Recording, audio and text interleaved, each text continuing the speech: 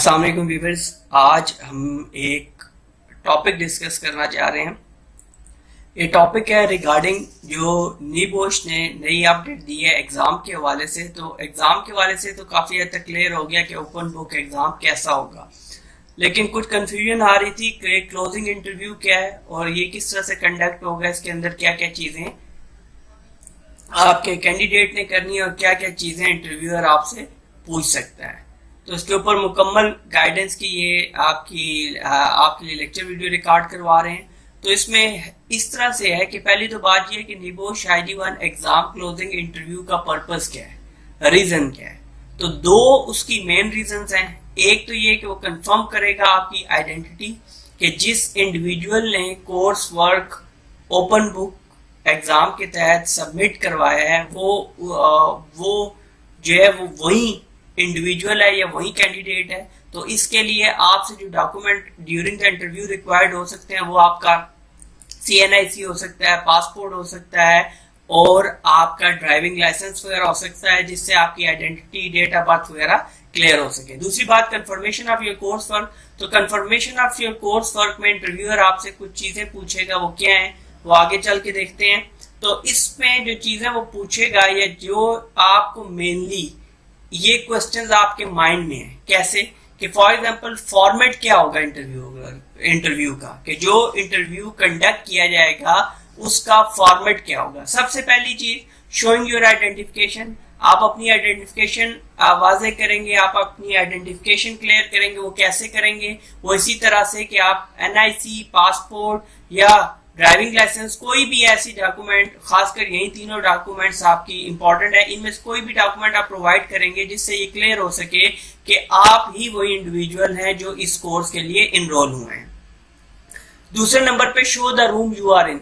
ये बड़ी इंपॉर्टेंट चीज है कि ड्यूरिंग द एग्जाम तो आपको मटेरियल या एक्सेस होगी तमाम तर चीजों के लिए, लेकिन इंटरव्यू के दौरान आपके पास कोई भी इस तरह की इलेक्ट्रॉनिक डिवाइस या इस तरह की चीज या इवन उस रूम में कोई हेल्पर मौजूद नहीं होगा और आपका सिटिंग जो है, आपकी सिटिंग इस तरह से होगी और वही एक्सेप्टेबल होगी जिसमें क्लोज डोर हो, वाज़ेह तौर पे दिखाई दे रहा हो डोर क्लोज है, कोई आ रहा जा रहा नहीं है और वहां पर कोई भी इंडिविजुअल मौजूद नहीं है जो आपको किसी भी तरह से वहां पे हेल्प आउट कर सके, और ना ही वहां पे किसी भी तरह की डिजिटल डिवाइस या बुक्स या नोट्स, कोई भी चीज वहां पर मौजूद नहीं होनी चाहिए ड्यूरिंग द इंटरव्यू। एग्जाम के दौरान तो ओपन बुक है, आप ये तमाम तर चीजें यूज कर सकते हैं, लेकिन जब बात आती है इंटरव्यू की तो उस दौरान आपको ये चीजें अलाउड नहीं होंगी। उसके बाद क्वेश्चंस। तो क्वेश्चंस जो इंटरव्यूअर करेगा वो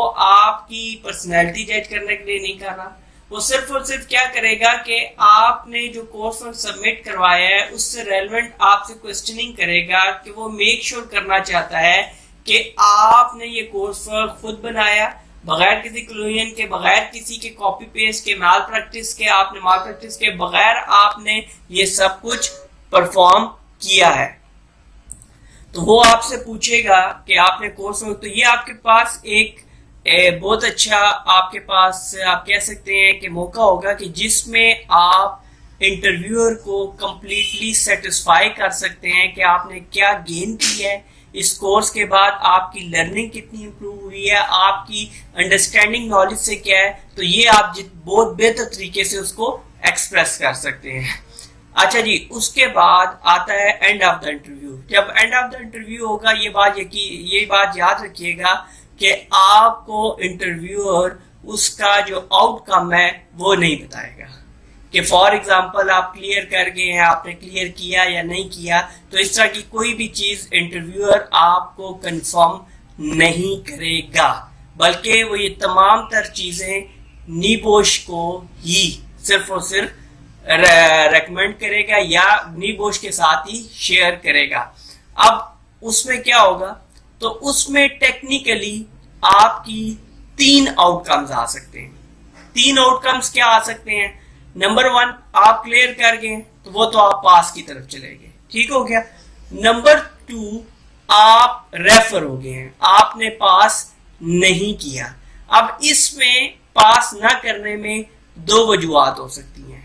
एक ये कि अगर आपका कोर्स वर्क आप ही का लग रहा है लेकिन आप उस तरह से डिफेंड नहीं कर पाए, ठीक हो गया, तो ऐसी सूरत में रेकमेंड कर दिया जाएगा जी कोर्स वर्क अपना लग रहा है इस तरह से लेकिन डिफेंड नहीं कर, तो ऐसी सूरत में आपका नीबोश पॉसिबल है, नीबोश आपका दोबारा इंटरव्यू कंडक्ट करें, ठीक हो गया।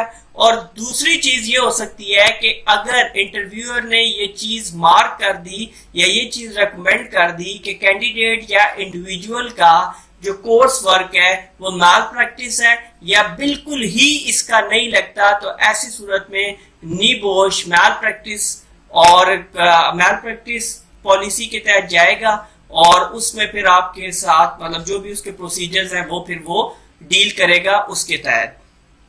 उसके बाद लास्ट में जी के क्या क्लोजिंग इंटरव्यू के मार्क्स होंगे, कोई मार्क है नंबर है, नहीं ऐसा नहीं है।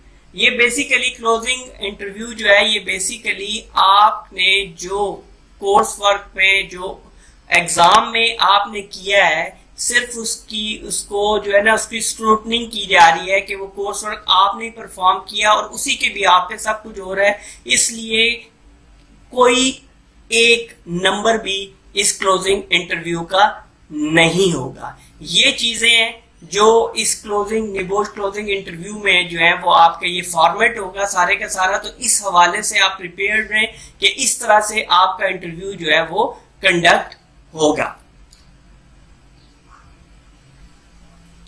लास्ट में जी इसके लिए रजिस्ट्रेशन वगैरह ओपन है, आप रजिस्ट्रेशन करवाना चाहते हैं तो व्हाट्सएप या ईमेल के थ्रू आप रजिस्ट्रेशन करवा सकते हैं, किसी भी any part of the world उसमें एनरोलमेंट्स वगैरह हो सकती हैं।